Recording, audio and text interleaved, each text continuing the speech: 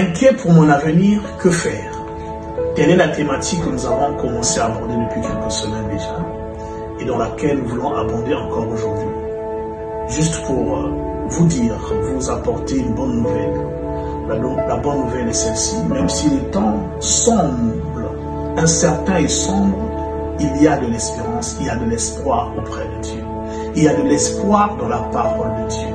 Et c'est cet espoir que nous vous apportons depuis quelque temps, en abordant dans la parole quelques principes que Dieu y a disséminés ça et là, pour nous permettre de pouvoir passer par ces temps de manière triomphante.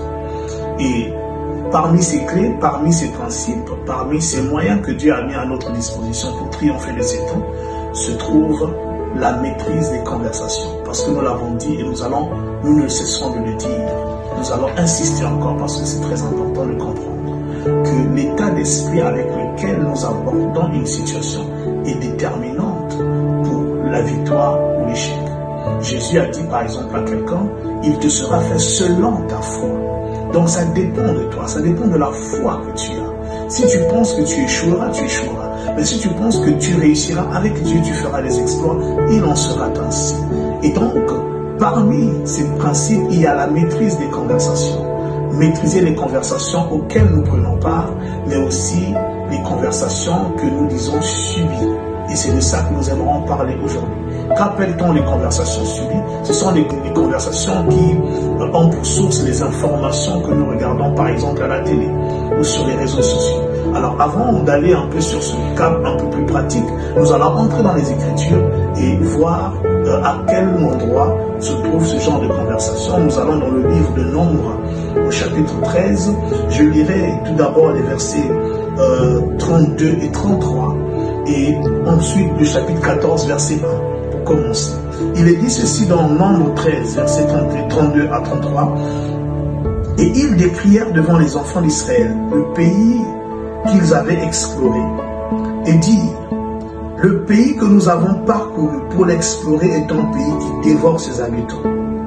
Tous ceux que nous y avons vus sont des hommes d'une haute taille, et nous y avons vu les géants, enfants d'Anak, de la race des géants. Nous y étions à nos yeux et aux leurs comme des sauterelles. Donc là, ce sont des nouvelles négatives qu'on leur apporte. Plus haut, on leur raconte que le pays est excellent, l'avenir est radieux. Mais il y a trop de difficultés, nous n'y parviendrons pas. Alors, quelle influence que cela a eu sur le peuple d'Israël? Nombre 14, verset 1 dit ceci: toute l'assemblée éleva la voix et poussa des cris, et le peuple pleura pendant la nuit. Vous entendez? Le peuple pleura, les pleurs sont venus.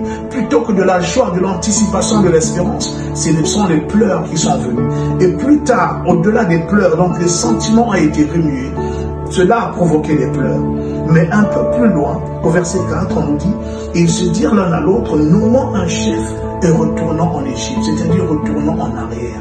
N'essayons pas de chercher d'avoir un avenir. N'essayons pas de nous battre pour ce que le Seigneur nous a promis. Retournons en arrière. Donc, non seulement les émotions ont été remuées, même les actions ont été remuées. Donc, ce que nous entendons aussi est important.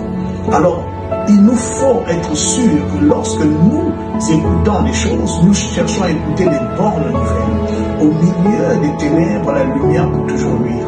Aux mêmes endroits où nous écoutons les mauvaises nouvelles, à la télé, sur les réseaux sociaux, se trouvent aussi des informations, des hommes et des femmes qui nous apportent la bonne nouvelle. Dans leur cas, si nous lisons le verset 6, ici il est dit: et parmi ceux qui avaient exploré le pays, c'est-à-dire ceux qui avaient apporté la mauvaise nouvelle au peuple, Josué fils de Nun et Caleb fils de Jéphunnée déchirèrent leurs vêtements et parlèrent ainsi à toute l'assemblée des enfants d'Israël: le pays que nous avons parcouru pour l'explorer est un pays très bon, excellent. Si l'Éternel nous est favorable, il nous mènera dans ce pays et nous le donnera. C'est un pays où coule le lait et le miel. Bien-aimé, c'est la faveur de l'Éternel qu'il te faut pour cet avenir, qui te semble impossible, qui te semble incertain. Non, même s'il y a les ténèbres, c'est l'Éternel qu'il te faut, c'est la faveur de l'Éternel qu'il te faut. Et il y a des gens, quand tu vas sur les réseaux sociaux, quand tu regardes la télé, ce n'est pas qu'il faut pas regarder les informations. Non, quand tu as pris les informations, quand tu regardes, tu sais ce qui se passe. Ne passe pas ton temps là-dessus. au même endroit, dans la même télé où tu as regardé les mauvaises informations, il y a des chaînes qui annoncent la bonne nouvelle de Jésus-Christ. Sur les mêmes réseaux sociaux où tu vois de mauvaises nouvelles, tu peux aussi trouver des personnes qui t'annoncent la bonne nouvelle de Jésus-Christ, qui te parlent de la faveur de Dieu qui peut te relever au temps convenable. Alors, je vous exhorte par les compassions de Christ de maîtriser ce que vous écoutez sur les réseaux, ce que vous écoutez à la télé. Ce n'est pas interdit, mais passez votre temps à chercher les choses qui vous apportent, qui vous parlent de la grâce du Seigneur et qui vous parlent du secours du Seigneur, que le Seigneur peut vous apporter. Et bien sûr, je lance un appel pour terminer à ceux qui ne sont pas encore enfants de Dieu, parce que Dieu peut vous secourir, mais déjà il faudra y croire. Il faudra croire en son amour manifesté en son Fils Jésus-Christ pour vous. Et aujourd'hui, si vous voulez que le Seigneur intervienne pour vous, que sa faveur soit votre partage, acceptez Christ dans votre vie. C'était le pasteur Pavel et je vous donne rendez-vous pour notre prochaine capsule.